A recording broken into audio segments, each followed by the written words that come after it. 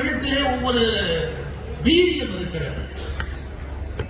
ஜெயகாந்தன் தன்னுடைய எழுத்துக்களின் மூலம் ஒரு மிகப்பெரிய மாற்றத்தை இந்த உலகத்திலே கொண்டு வந்தவர். எழுத்து என்ன வேகம் செய்யும் என்பதை உலகத்துக்கு படம் பிடித்து காட்டியவர். ஒரு உதாரணம் சொல்வதென்றால், ஒரு முறை ஒரு பத்திரிகை வைத்திருக்கிறார். அந்த பத்திரிகையை ஜெயகாந்தன் வாங்கி என்ன பத்திரிகை அப்படின்னு சொல்லிட்டு அந்த பத்திரிகை எப்படி பார்த்து படிக்கிறாரு. அது என்ன எழுதியிருந்தா, ஒரு ஊரில் ஒரு வேசி இருந்தாள் என்று கதையை ஆரம்பிக்கிறார் ஒருத்தர். ஒரு ஊரில் ஒரு வேசி இருந்தாள் என்று கதையை ஆரம்பித்த உடனே ஜெயகாந்தன் சொல்கிறார், என்னடா எழுதுகிறான் இவன்? ஒரு ஊரில் ஒரு பெண் இருந்தாள், அவளை 50 ஆண்கள் வேசியாக வைத்திருந்தார்கள் என்றுதான் எழுத வேண்டுமே ஒழிய ஒரு வேசி இருந்தாள் என்று எழுதலாமா? ஜெயகாந்தன் அதை படித்த மாத்திரத்தில் ஒரு கேள்வி கேட்கிறார். ஒரு ஊரில் ஒரு பெண் இருந்தாள் என்பதுதான் உண்மை. அவனை ஆண்கள் தான் வேசி ஆக்கினார்கள். இதை புரிந்து கொள்ள வேண்டும். 50 ஆண்கள் அவளை வேசி ஆக்கினார்கள் என்றல்லவா எழுதியிருக்க வேண்டும். இப்படி சிந்தித்த ஒவ்வொருவருடைய சிந்தனைகளையும் எழுத்துக்களையும் பேச்சுக்களையும் நாம் படித்து ரசித்து அனுபவித்து உணர வேண்டும். அது யாருடைய புத்தகம் என்பதை பற்றியெல்லாம் biased thinking, one-sided thinking, polarization. What is that polarization? ஒரு துருவத்தில் போய் நின்று கொண்டு நான் இத்தகைய எண்ணங்களுடைய புத்தகங்களையே படிப்பேன், முதலாளித்துவம் பேசுகிற புத்தகங்களைத்தான் படிப்பேன், கம்யூனிசம் பேசுகிற புத்தகங்களைத்தான் படிப்பேன், என் மதம் சார்ந்த புத்தகங்களைத்தான் படிப்பேன் என்று போலரைசேஷன், ஒரு துருவத்தில் போய் ஒரு துருவ பனிக்கரணியை போல பல பேர் முட்டாள்களாகிவிட்டார்கள். நீங்கள் துருவங்களில் வாழ முடியாது. துருவங்களில் பனிக்கட்டிகள் இருக்கும், ஒரு சில பனிக்கரடிகள் இருக்கும். துருவங்களில் மனிதர்களால் வாழ முடியாது. பூமியின் மத்தியில் தான் நம்மால் வாழ முடியும். அதுபோல் எந்த கருத்தின் ஓரத்தில் மனிதனால் வாழ்ந்துவிட முடியாது. நடுவில் இருக்கிற கருத்தின் மூலம்தான் இந்த உலகத்தில் மனிதர்கள் மிக நன்றான ஒரு வாழ்க்கையை வாழ முடியும். நீங்க யோசிக்கலாம், இப்ப சின்னதா ஒருத்தர் ஒரு வேட்கையை வச்சுக்கிட்டு உட்கார்ந்து பாடி யார் இருந்தாலும் மகனே கவலைப்படாது அப்படின்னு விபூதியை பூசி விட்டு நீ கவலைப்படாது என்றார். அவரை ஊரை ஏமாற்றினான்னு குறை சொல்லலாம். ஆனா ஒண்ணு புரிஞ்சுக்கணும், ஆறுதலை தேடி அடைகிற மனதுக்கு அன்பு காட்டுவதற்கு ஒரு வலிமையான சொல்லை ஒருவனால் சொல்ல முடிகிறது என்றால் அவன் ஊரின் ஓரத்தில் இருந்து விட்டு போவதால் நமக்கு ஒன்றும் நஷ்டமில்லை. ஆனால் மறந்து விடாதீர்கள், அதே வேப்பிலையை ஒரு 1000 கோடியாக ஒருவன் மாற்றினால், அதே வேப்பிலையை ஒருவன் 1000 கோடியாக மாற்றினால் அவன் சமூகத்தை கொள்ளையடிக்கிறான் என்று அவன் குற்றவாளி பட்டியலில் கைது செய்யப்பட வேண்டியவன். நீ மனிதர்கள் மனத்தில் நம்பிக்கையை விதைப்பதற்கு நீ வேப்பிலையை பயன்படுத்தினால் எங்களுக்கு ஆட்சேபனை இல்லை. அந்த நம்பிக்கையை சுரண்டி உன்னை கோடீஸ்வரனாக ஆக்கினால் உன்னை மன்னிக்க முடியாது. இந்த வித்தியாசம் மனிதர்களுக்கு புரியவில்லையே. கையிலே வேப்பிலை வைத்திருக்கிற எல்லோரும் தேச துரோகி அல்ல, அதை கோடிகளாக மாற்றுகிறவன் தேச துரோகி. நீ நான் எதற்காக சொல்லுகிறேன், சிந்திக்கிற முறையில் தான் நீங்கள் படிக்கிற விஷயங்கள் உங்கள் வாழ்க்கையில் மாற்றி அமைக்க முடியும். 2000 ஆண்டுக்கு முன்பு திருக்குறள் இருந்தது. அன்று படித்த போது அதனுடைய பொருள் வேறு, இன்று படிக்கிற போது அதனுடைய பொருள் வேறு. எனக்கு சொல்லிக் கொடுக்கிற போது தமிழாசிரியர் எப்படி சொல்லிக் கொடுத்தார், நெருங்கல் உணர் ஒருவன் இன்றில்லை என்னும் பெருமை உடைத்து இவ்வுலகு என்பதை நிலையாமை தத்துவத்தை புரிய வைப்பது என்று சொல்லிக் கொடுத்தார். நிலையாமை என்றால் என்ன? நேற்று இருந்த ஒருவன் இன்றைக்கு இல்லாமல் போய்விட்டார், அது இந்த உலகத்துக்கு பெருமை. இது நம்ப முடியுமா? மற்ற செத்து போறது பெருமையா? நான் ஒரு வீட்டுக்கு போறேன், வீட்டுல ஒரு படம் மாட்டிருக்கு, படத்தை தொங்க விட்டுருக்கிறான். அவரையே தொங்க விடணும்னு ஆசை முடியல, படத்தை யாரு தொங்க விடணும்னு தொங்க விட்டுருக்கிறார். அவருக்கு ஒரு மாலை போட்டிருக்கிறார். அவருக்கு கீழே எழுதியிருக்கிறார், தோற்றம் 1900 சில்லறை, மறைவு 1900 சில்லறை. என்ன சில்லறை சேர்க்கறதுக்குன்னே பொருந்து வாழ்ந்தார். தோற்றம் 1900 சில்லறை, மறைவு 1900 சில்லறை. அதுக்கு மட்டும் இல்ல, ஒரு கொத்து ஊதுபத்தி குத்தி வச்சிருக்கிறார். அந்த ஊதுவத்தி எப்படின்னா, செத்தவன் தான் ஊதுவத்தியை செழிச்சுக்க முடியுமே ஒழிய உயிரோடு செழிச்சுக்கூடிய வாசனையே கிடையாது. செத்தவன் பிராண்ட் ஊதுவத்தினே ஒண்ணு வச்சிருக்கிறார். அந்த ஊதுவத்தியை குத்தி வச்சிருக்கிறார். நான் கேட்கிறேன், யாரு அப்படின்னு. எங்க வீட்டுல பெரியவர், அப்புறம் பிறந்தாரு, அப்புறம் வளர்ந்தாரு, கல்யாணம் பண்ணாரு, அப்புறம் செத்துட்டாரு. அவர் இந்த ஊருக்கு பண்ண நன்மை ஒரே ஒரு நன்மை, செத்தது தான்.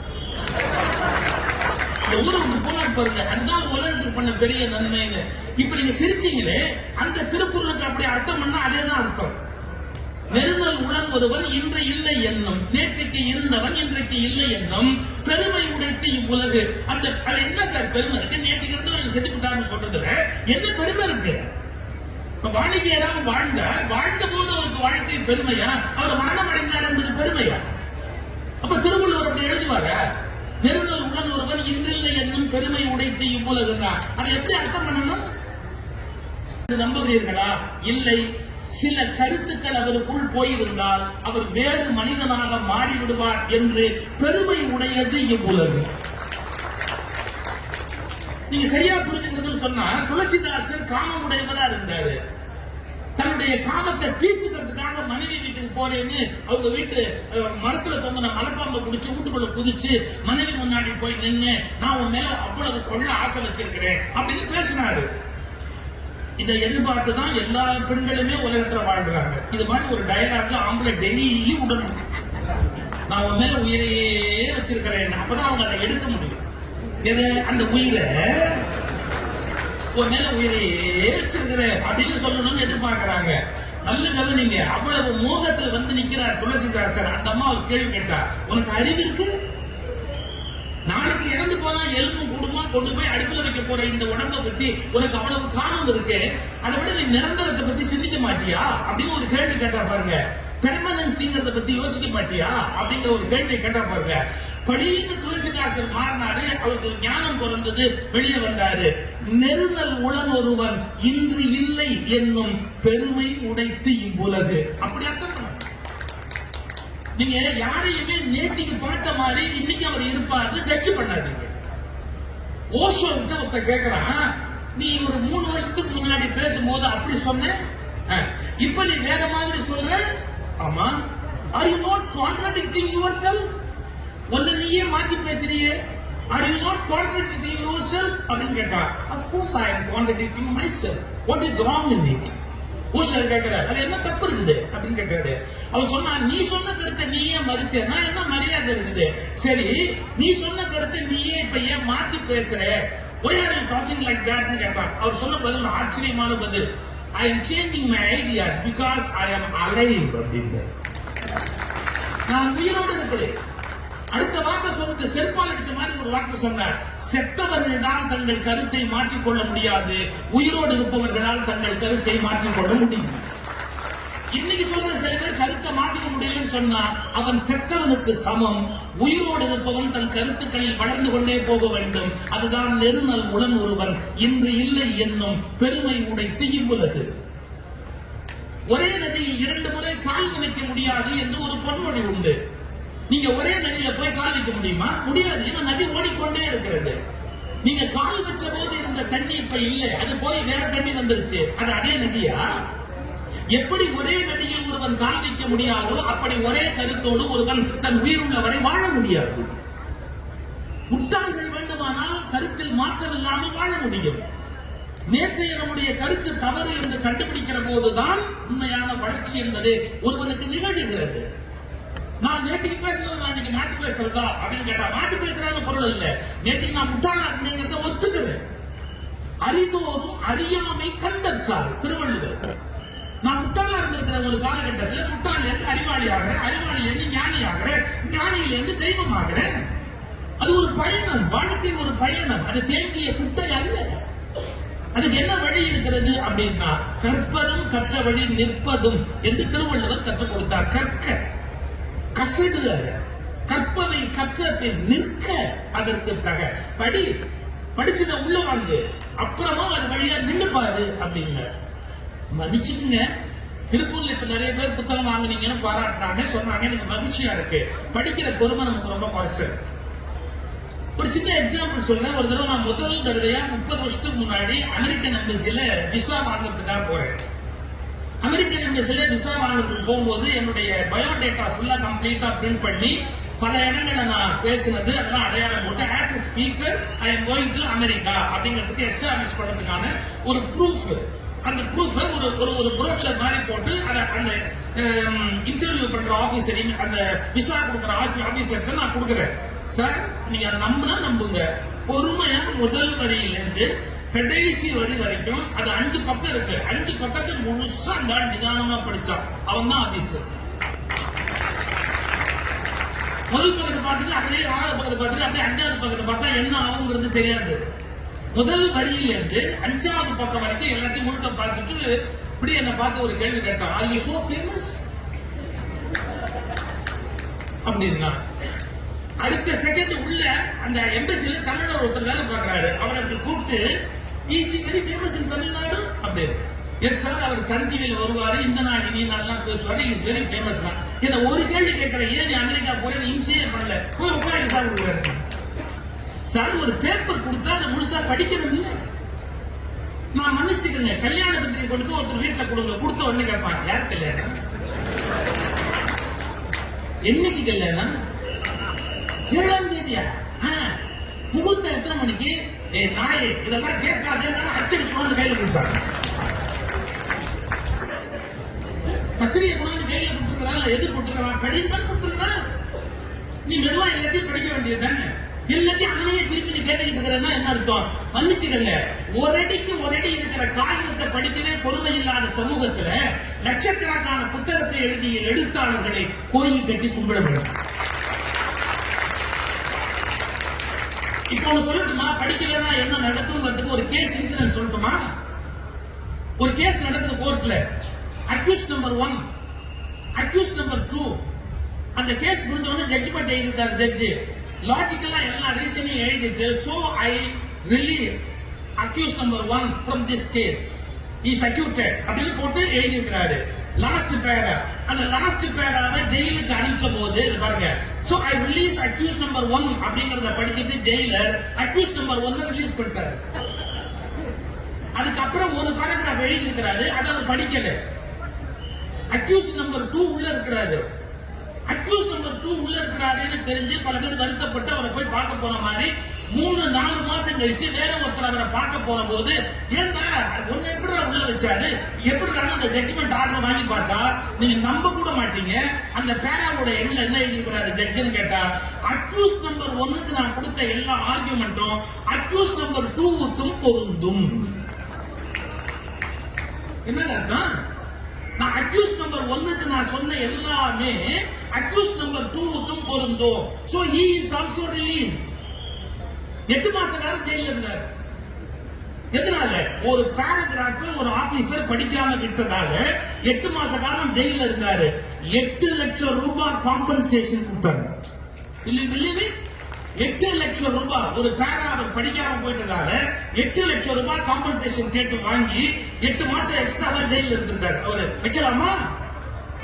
ஒரு பேப்பர் கொடுத்தா அந்த பேப்பரை உச்சந்தலையில இருந்து உள்ளங்கால் வரைக்கும் முழுசா படிக்கணும். விட்டு விட்டா படிக்கிறது, நுனிப்புல் மேயிற மாதிரி படிக்கிறது, தெரியாமையே லேசா தெரிஞ்ச விஷயத்தை பத்தி பேசுறது ஆபத்து. நீங்க எப்ப முழுசா படிக்கிற பழக்கத்தை ஏற்படுத்திக்கிறீங்களோ அப்பதான் முழுமையான ஞானத்தை பெற முடியும். பாரதி ஒரு வார்த்தை சொல்றார், சில விஷயங்கள் உண்மை போல் தெரியும், அவை உண்மைதான், ஆனால் உண்மையை விட ஆழமானது முழு உண்மைங்கிறார். அது என்ன முழு உண்மை? நீ இன்னும் கொஞ்சம் உள்ள போனாதான் அதனுடைய முழு உண்மை என்னங்கிறதையும் நம்மளால கண்டுபிடிக்க முடியும். நம்மளுக்கு படிக்கிறதுலயே பொறுமை இல்லை. மிஞ்சி போனா நியூஸ் பேப்பர் படிப்பாங்க, அதுவும் அடுத்தது சில பேர் படிப்பாங்க. சில பேர் பஸ்ல போகும்போது பேப்பர் இப்படி வச்சிருந்தா நாம காசு கொடுத்து பேப்பர் வாங்குறோம், அவன் கழுத்தை நம்ம தோள் மேல வச்சுக்கிறான். அவன் கழுத்து நம்ம தோள் மேல வச்சுக்கிட்டு நம்ம கிட்ட இருக்கிற புத்தகத்தை படிக்கிறான்.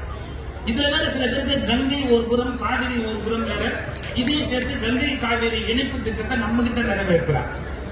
அப்புறம் படிச்சுக்கிட்டே இருக்கும்போது எரிச்சல் என்ன ஆயிடுச்சு, ஒரு தடவை ஒருத்தர் இந்த மாதிரி தோல்ல சாண்டி பேப்பர் ஓசி பேப்பர் படிச்ச உடனே எரிச்சல்ல பேப்பரை மூடின உடனே அவன் கேட்டா பாருங்க ஒரு கேள்வி, பேப்பர்ல என்ன போட்டிருக்காங்க? இவனே கேட்பான், பேப்பர்ல என்ன போட்டிருக்காங்க?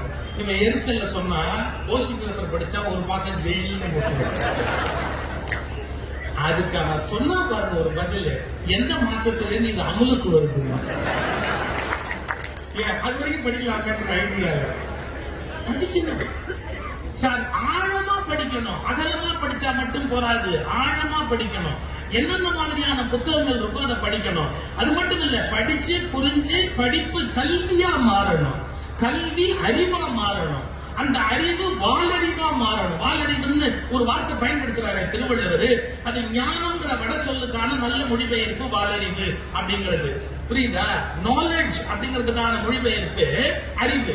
ஆனா ஞானம் அப்படிங்கிற வடமொழி சொல்லுக்கான நல்ல தமிழ் மொழிபெயர்ப்பு வாலறிவு. அது ஒரு பக்கம் அப்படியே இருக்கு. நீங்க முதல்ல படிக்கணும், படிச்சது போராது, அதை கற்கணும். கற்பது வேறு, படிப்பது வேறு. வித்தியாசம் இருக்கா இல்லையா?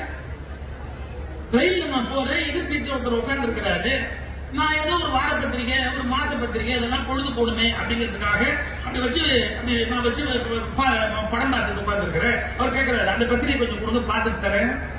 நல்ல கவனிங்க, பத்திரிகை கொடுங்க, பார்த்துட்டு தரேன். ஏன்னா பார்க்கறதுக்கு தான் அதுல விஷயம் இருக்கு. படிக்கிறதுக்கு அதுல ஒரு மண்ணும் இல்லை, படிக்கிறதுக்கு இல்ல, அதனால பார்த்துட்டு தரேன் அப்படின்பாரு. கொஞ்சம் ஆழமான புத்தகம் திருக்குறள் வச்சிருந்தேன்னா பார்த்துட்டு தரேன் பாரு. இல்லாட்டி வாழ்க்கை முதல் கங்கை வரை வச்சிருந்தா பார்த்துட்டு தரேன் பாரு. இல்லாட்டி நீங்க வேற ஆழமான நூல்கள், தத்துவம் சார்ந்த நூல்களை எல்லாம் உள்ள வச்சிருந்த இந்திய தத்துவ ஞானம் ராதாகிருஷ்ணனுடைய மொழிபெயர்ப்பு புத்தகத்தை கையில வச்சிருந்தா பார்த்துட்டு தரேன் பாரு.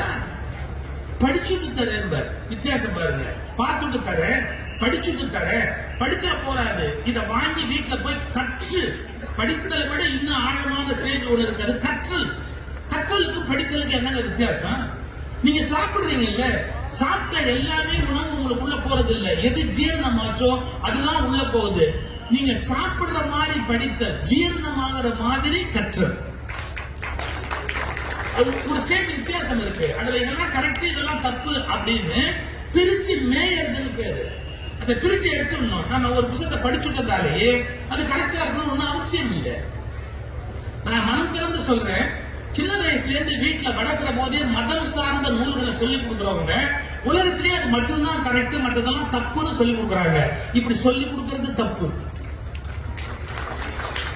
தயவுசெய்து சொல்றேன், அது தப்பு. மதம் சார்ந்த நூல்களை சொல்லும் போது இப்படி இந்த மதத்துல சொல்லப்பட்டிருக்கு, இது நம்ம மதம், நீ மற்ற மதத்தினுடைய நூல்களையும் எடுத்துப்பாரு, அவங்க என்ன சொல்றாங்கன்றத யோசி, உன்னுடைய அறிவை பயன்படுத்தி எது நல்லது கெட்டதுன்னு நீயே ஒரு தீர்மானத்துக்கு வா அப்படின்னு சிந்திக்கிற பழக்கத்துக்கு பிள்ளைகளை வளர்க்கணும். நீ முடிவு பண்ணு அப்படின்னு சிந்திக்கிற பழக்கத்துக்கு பிள்ளைகளை வளர்க்கணும். நம்ம இம்ப்ளிமெண்ட் பண்றது இல்லாட்டி என்ஃபோர்ஸ் பண்றது, திணிக்கிறது பாருங்க, அது நல்ல வகையான ஒரு பழக்கம் இல்லை. மன்னிச்சுக்கங்க, நான் எந்த தனிப்பட்ட மதத்தையும் சொல்லல. எல்லா மத குருமார்களும் இளம் பிள்ளைகளை குறிவைத்து அவர்களை சிந்திக்க முடியாதவர்களும்படி ஆக்க வேண்டும் என்று விரும்புகிறார்கள் ஒழிய அவர்கள் அறிவாளியாவதற்கு சொந்தமாய் சிந்திக்க வேண்டும் என்பதை சொல்லித் தருவது இல்லை.